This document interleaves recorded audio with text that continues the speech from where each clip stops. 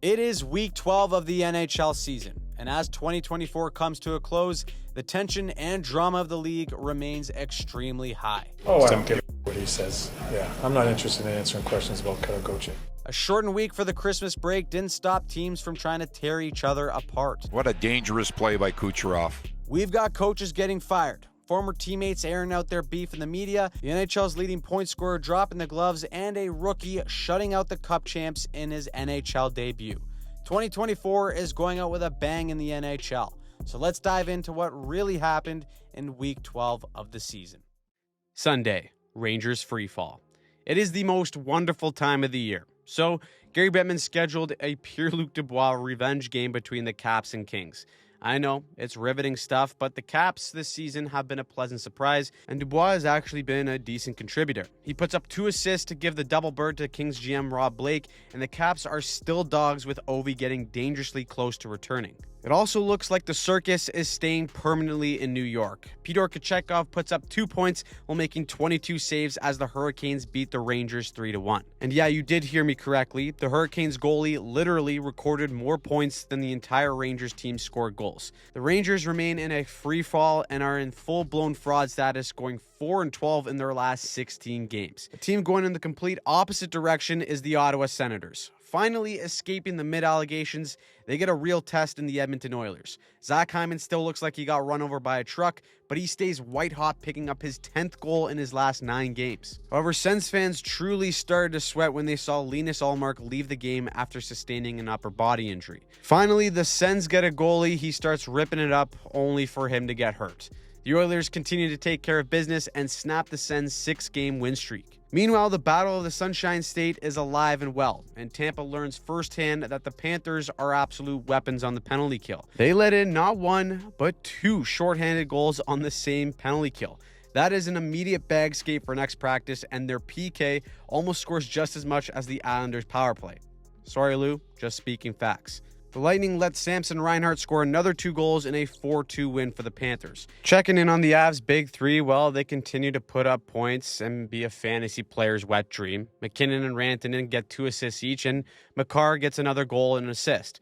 Now, the highlight for Kraken fans in their loss, well, Kaapo Kakko scored his first as a Kraken. And right now, Utah is playing like a team that desperately wants a name. Logan Cooley uncorks a rocket of a shot for his 8th point in 5 games, and Utah looked like they were balling with a 4-1 lead just a few minutes into the second. The ghosts of the Arizona Coyotes past come to visit for the holidays, and they let the Ducks of all teams come all the way back. Mason McTavish turns into Charlie Conway and seals the comeback to bury Utah. Sorry, but blowing a 4-1 lead to the Ducks, you shall remain nameless until further notice. Monday, Hockey Festivus. The circus in New York does not rest even for the holidays, and the Rangers make Chris Kreider a healthy scratch. And to make it all the more entertaining, they scratch him in a game against their bitter rivals in the New Jersey Devils. Predictably, the Devils absolutely pumped the Rangers in every aspect of the game. Brendan Dillon beats the wheels off of Sam Carrick as Jesper Bratatouille and Jack Hughes all have multi-point nights, destroying the Rangers 5-0 and holding them to just 12 shots all night in the process. I'm flat out astonished that there hasn't been a coaching change in New York with how things have been dismantled, but something tells me that if this 18-wheeler continues to go right off the cliff, Laviolette is going to be the first to go. Also, the Devils rub a little salt in the wound by playing a video on the Jumbotron of Rangers fans cheering when they took Jack Hughes over Kaapo Kakko. Everywhere Rangers fans look, they are being dunked on right now. Let's move on to the Maple Leafs in the next generation game against the Winnipeg Jets. It's a 2 p.m. game made for the kids, and what better way to introduce the future of Leafs hockey than by losing? Mark Scheifele scores a hattie in a 5-2 Jets win, and they stay on top of the NHL heading into the Christmas break. There you go, young Leaf Nation. The next generation is only filled with fake hope and pain. Consider that a warning. Meanwhile, Red Wings fans' pain is on another level. Dylan Holloway joins in on the hat-trick trend, and St. Louis completely blanks Detroit 4-0. The Red Wings virtually stand no shot this season, considering how deep the Atlantic Division is. And for the second time in 2 nights, we get 2 heavyweights in Tampa and Florida going at it again. Jake Gensel just can't stop scoring goals, but the game got heated when Nikita Kucherov gets a game misconduct for kneeing Matthew Tkachuk. Of course, Tampa fans were quick to point out Tkachuk's miraculous recovery after Kucherov was ejected, but it wouldn't matter because Jonas Johansson shuts the door with 36 saves and a 4-0 Tampa win. Another playoff matchup between those two teams would be electric. Creeping in the rearview mirror for that last wild card spot in the East are the Penguins.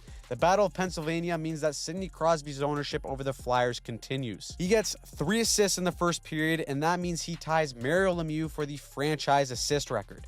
Sid, the middle-aged man, is still playing like the kid that dominated the sport for years, and he adds an empty netter for good measure as the Penguins' resurgence in irrelevancy continues. Now, we couldn't go into the break without a toilet bowl game between the Montreal Canadiens and the Columbus Blue Jackets, but this game had an extra layer of spice.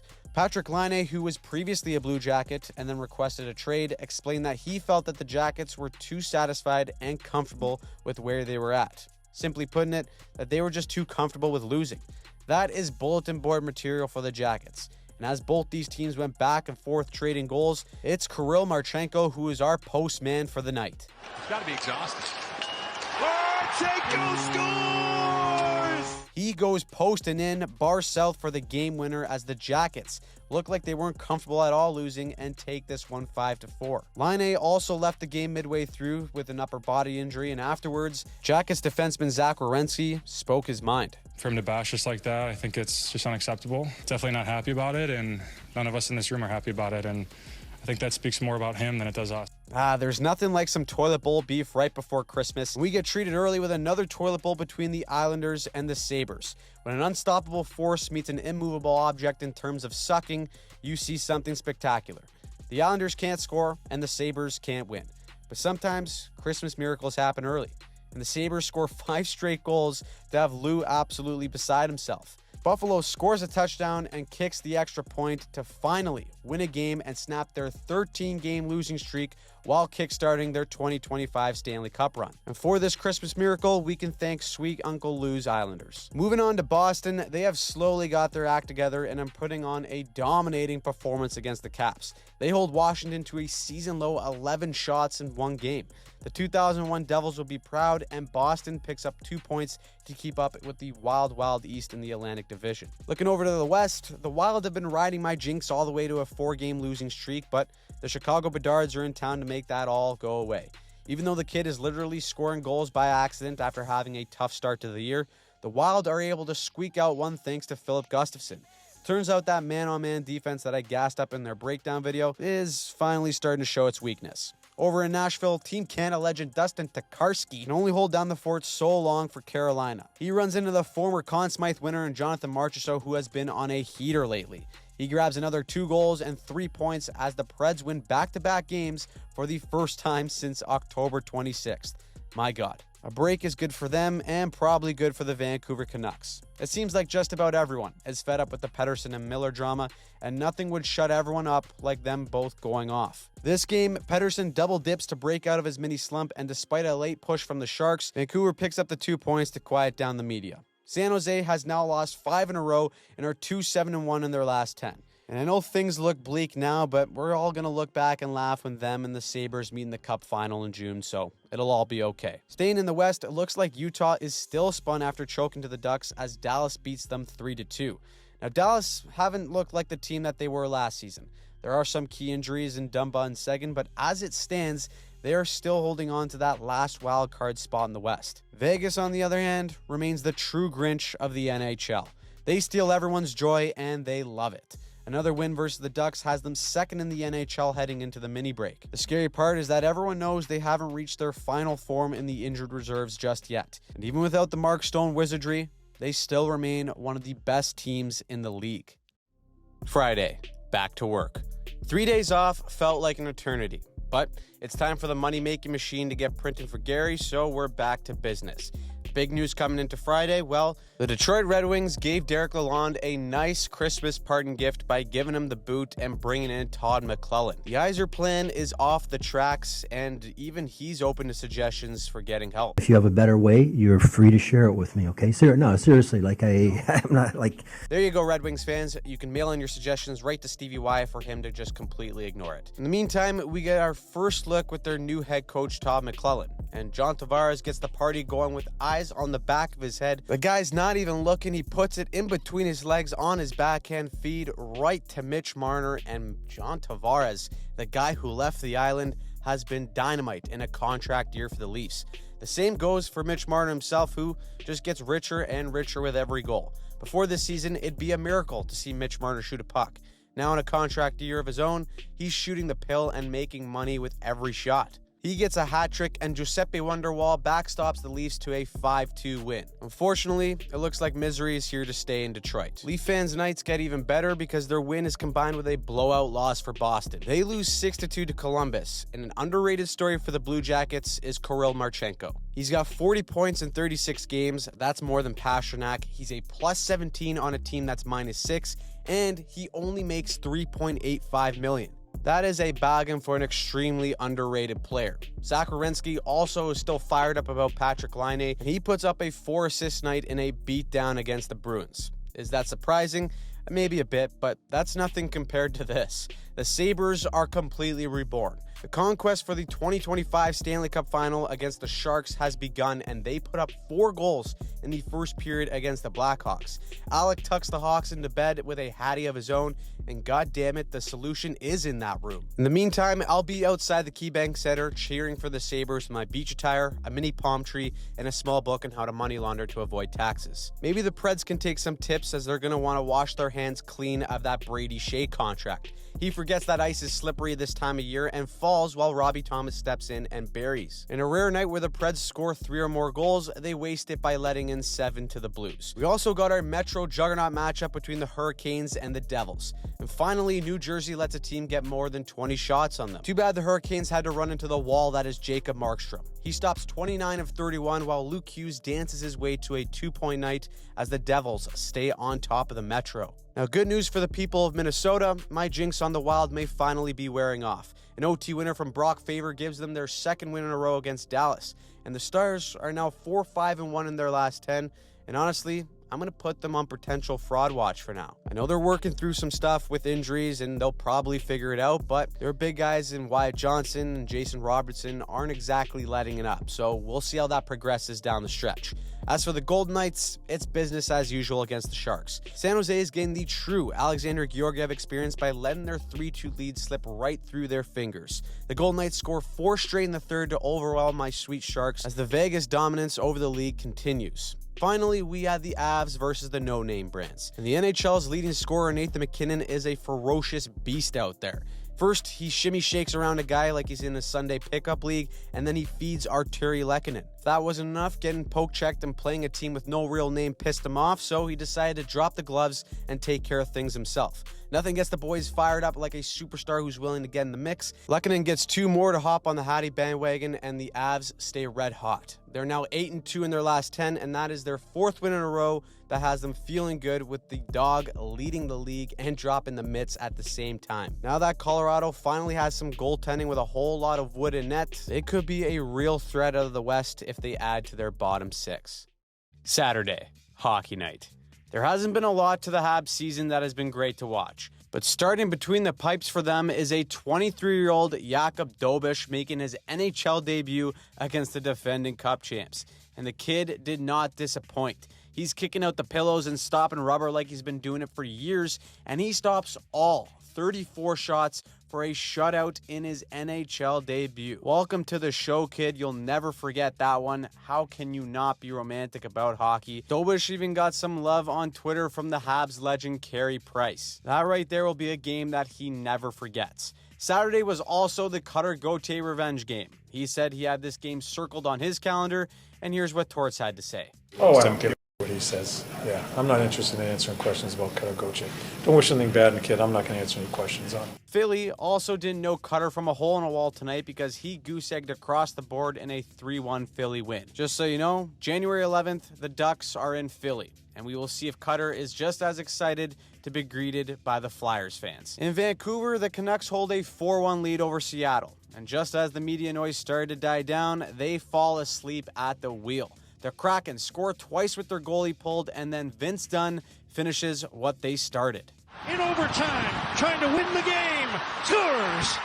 The Canucks are done like dinner, and the Kraken complete a dog of a comeback. Maybe that sparks something for Seattle to go on a mini run, but that loss for the Canucks now makes them 3-3-4 in their last 10. And even though there's no Quinn Hughes or Elias Pettersson in this game, that is still an ugly one to drop. Meanwhile, in LA, they meet their Achilles heel in the Edmonton Oilers. For the last 3 years, the Oilers have been the Kings' boogeyman in the playoffs. So as a result, these games mean just a little more. Warren Foegele and Quinton Byfield were monsters for the Kings in this game, and of course, this one just had to go to OT, where Quinton Byfield roofs one and then hits the Vince Carter celly. It's all over for Edmonton. Pack your shit and head back to Canada. Back in Canada, the Leafs welcome the Caps and reluctantly the Russian machine and Alex Ovechkin.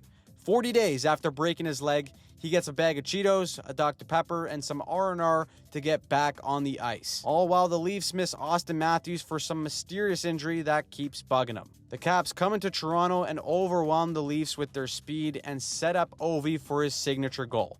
No, not his classic 1T, but his empty netter snipe that now has him just 25 goals back of Wayne Gretzky. As the Caps try and take the top spot in the Metro, another juggernaut matchup in that division also gets round 2 in as many nights as the Hurricanes and Devils go at it again. In the pipes for Carolina is Dustin Tokarski. The Team Canada legend puts in an honest day's work like a good old Canadian boy and stops 21 of 23 against New Jersey. Carolina explodes for 4 goals in the third period, and they take the Battle of the Metro 5-2. That win makes NHL history as Rod Brind'Amour becomes the fastest coach ever to 300 wins. Boston and Columbus also Rochambeau as many nights again, but Jeremy Swayman earns that money man of a deal to shut out the Jackets to prove that the other night was likely a fluke. Now before the break, we all know the Islanders lost to the Sabres to snap their 13-game losing streak. So that prompted Coach Patty Waugh to actually apologize to Islanders fans at an open practice for their performance. Lou must have held him hostage over the holidays to do something like that, but talk is cheap.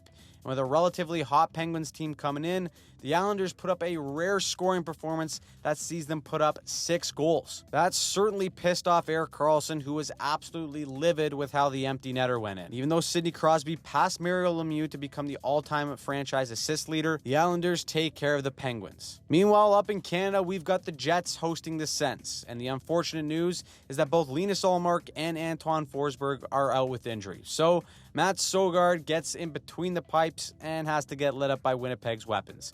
Connor, Scheifele, Ehlers, and Velarde all tap in, and the Sens have now lost back-to-back games after winning 6 in a row. Sens fans, you better hope this doesn't snowball out of control. One situation that has completely spiraled out of control is New York. I mean, there's nothing to say at this point. Kucherov's in a rocking chair putting up 3 assists, Shesterkin gets pulled, and the Lightning just walk all over the Rangers. They are now 2-8 in their last 10, and they sit at the bottom of the Metro Division. Just sad. Finally, we had the San Jose Sharks versus the Calgary Flames. With the battle of the 2 Rookie of the Year candidates in Macklin Celebrini and goaltender Dustin Wolf, Celebrini strikes first. A piss missile of a shot, top shelf to tie the game, but once the Flames retook the lead and San Jose had a late game push, Dustin Wolf gets the last laugh. He makes the game-winning save, and the Wolf Pack grows stronger, baby. They now tie Dallas in points for that last wildcard spot in the West, and despite zero expectations of having a competitive team, the Flames are in the mix to end this week of hockey. So, what did you think of Week 12? It was a shorter week that was still jam-packed, but who pissed you off? Who surprised you? Let us know in the comments down below. And if you want more hockey recaps and team or player breakdowns, subscribe to the channel and keep an eye out this week for our true winners and losers of 2024.